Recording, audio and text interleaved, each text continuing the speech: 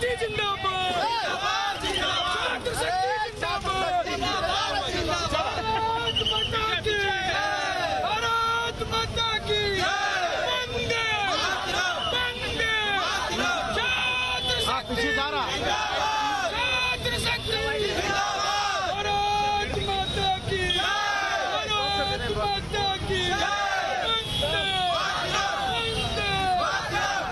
आज का यह आभार यात्रा हम लोग का जो संघर्ष 44 दिनों से जो चला, जो आंदोलन 24 दिनों तक चला, सत्याग्रह, जो आंदोलन हम लोग का कुल 16 दिनों तक भूख हड़ताल रहा, जिसके परिणाम स्वरूप भारत के छात्र आंदोलन में सबसे बड़ी जीत हुई। 45 परीक्षा पर एक्शन हुआ, 22 परीक्षाएं रद्द हुई, 17 परीक्षाओं पर जांच बैठी और 6 परीक्षा स्थगित हुआ। यह भ्रष्टाचार पर सबसे बड़ा हमला है। इस पर पूरा पेपर माफिया, शिक्षा माफिया नष्ट नाबूद हो गया।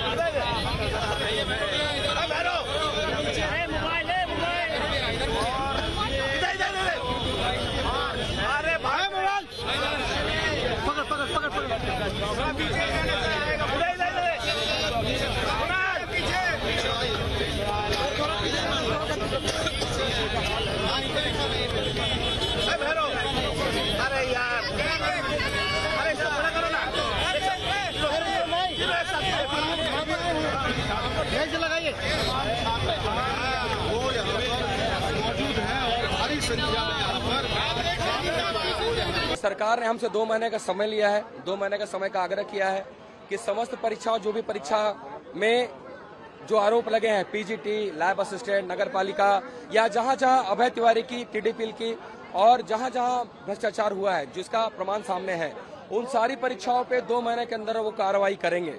और हम सरकार की भावनाओं का सम्मान करते हुए ये 2 महीने का समय सरकार को दे रहे हैं। और ये आंदोलन समाप्त नहीं हुआ, स्थगित हुआ है। अस्थगित हम कुछ समय के लिए 2 महीने के लिए इस आंदोलन को स्थगित किए हैं।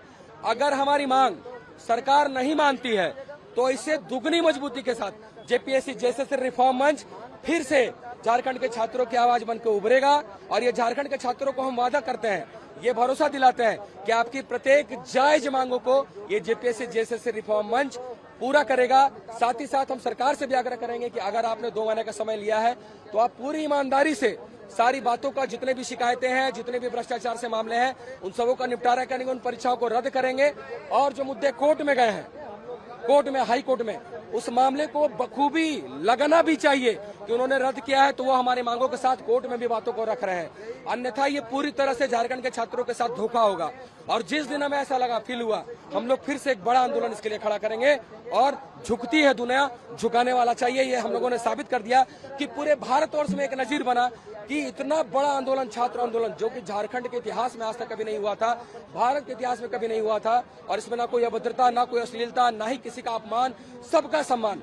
हम लोग इस आंदोलन को और दुगनी मजबूती से खड़ा करेंगे। आज हम लोग का 26वां दिन था। सरकार ने जिस तरह छात्रों का संघर्षों को देख करके हमारी मांगों को जिस तरह उन्होंने माना है, बिल्कुल लगभग 22 एग्जाम को उन्होंने रद्द कर दिया है। बाकी कुछ एग्जाम में उन्होंने उनको स्थगित किया है, उस पर जांच कराई जाएगी। और उन्होंने जो सो रिफॉर्म से रिलेटेड हमारी मांगे मान ली है। हम लोग सीबीआई का मांग कर रहे थे, लेकिन सरकार को ये लगा कि सीबीआई जो सो पॉलिटिकल मांगे। हम लोग ठीक है, स्वागत किए। हम सरकार से यही कहते हैं कि ठीक है, आप न्यायिक जांच से हमारी मांग को पूरा करवाइए, लेकिन अगर 2 महीना में हमारी मांग पूरी नहीं होती है तो हम लोग फिर उसी मजबूती के साथ, उससे ज्यादा मजबूती के साथ जो अभी हम लोग आंदोलन कर रहे हैं इससे ज्यादा मजबूती के साथ फिर से हम लोग आंदोलन करेंगे।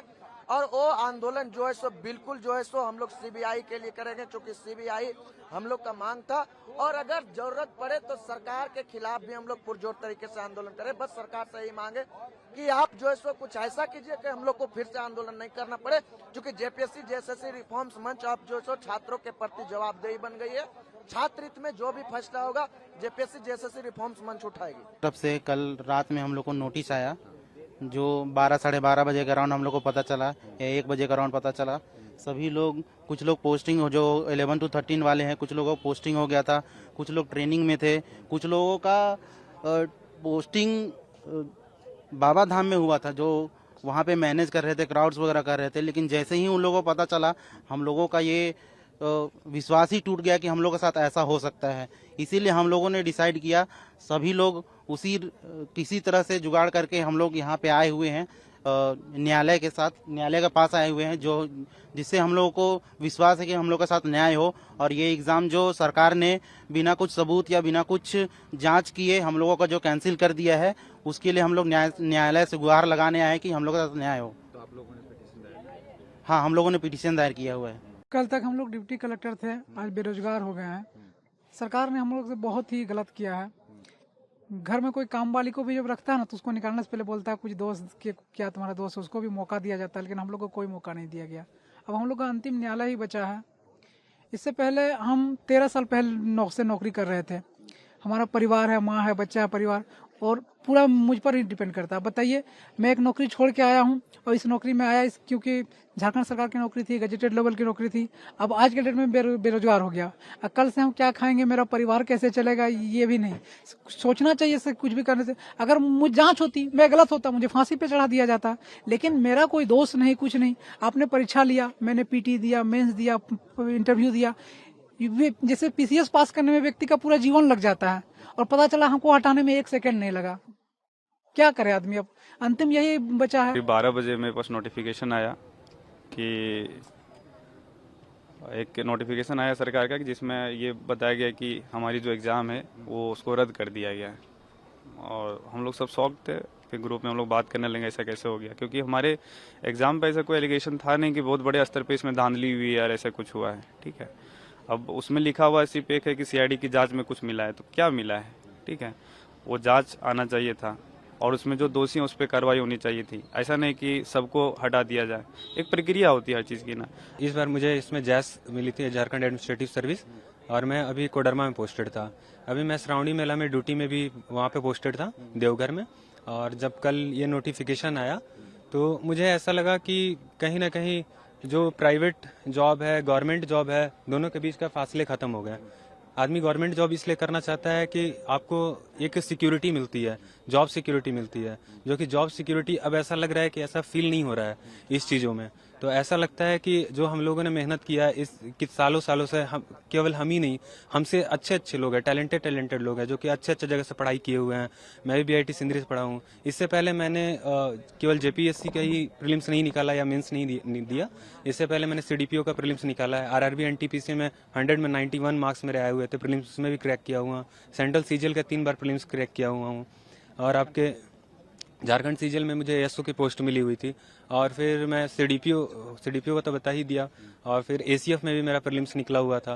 तो इस तरह से अगर मतलब एक तरह से परसेप्शंस जो क्रिएट हुए हैं मीडिया के थ्रू और जो आंदोलनकारी छात्रों के थ्रू, तो मैं आप लोगों से बस ये रिक्वेस्ट करना चाहूँगा कि अगर आप कभी भी उन लोगों से मिलें, अगर कभी भी देखें उन लोगों को, तो आपको पता चलेगा कि कोई भी ऐसा अयोग्य छात्र या कोई भी ऐसा नहीं आया है जो कि आप लोग के मतलब आप लोगों को लगता है कि आप लोगों ने जो परसेप्शन क्रिएट किया है। और कभी भी ऐसा तो होता ही है कि आपका जब भी रिजल्ट आता है वो बहुत मिनिमम होता है, और मैक्सिमम जो मास होता है वो आपका रिजल्ट साइड में नहीं होता है। तो हमेशा से अगर प्रोटेस्ट करके और आप मोल्ड करके गवर्नमेंट को अगर आप चेंज करवा सकते हैं डिसीजन, तो ये कभी भी फेयर नहीं माना जाएगा। और बस इस बेस पे कि अगर अभी जांच भी आप पूरी तरह से कंप्लीट नहीं करा पाए हैं और डिसीजन ले रहे हैं, तो ये फेयर नहीं है।